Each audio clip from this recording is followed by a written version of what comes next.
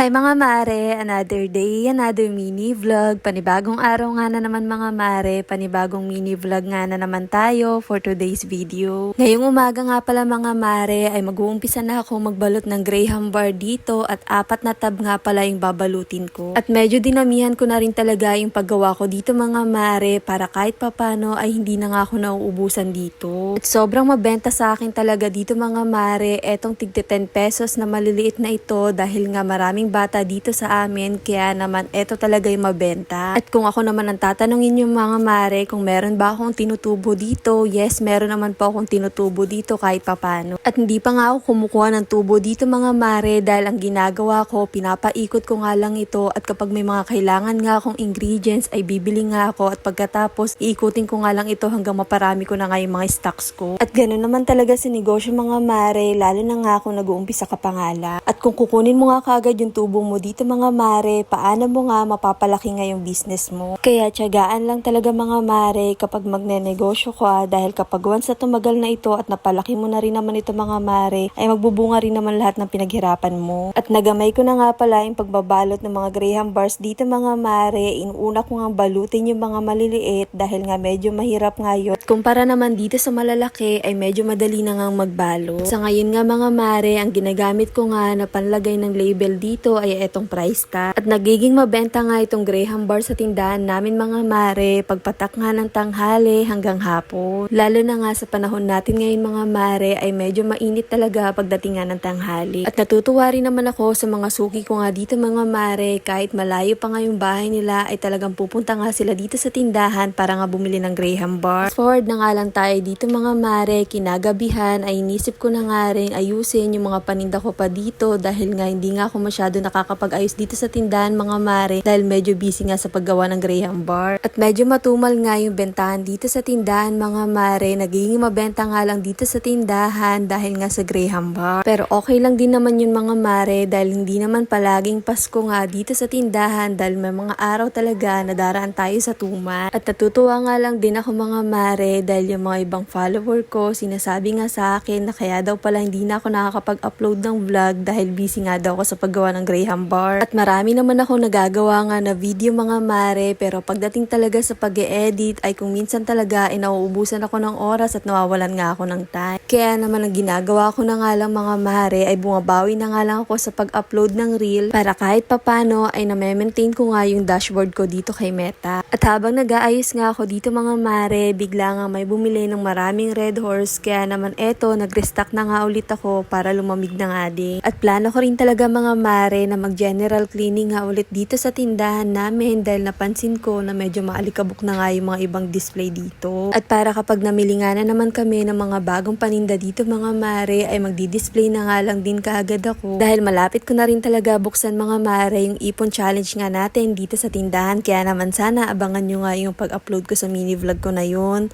O siya, hanggang dito na lang muna mga mare. Ito,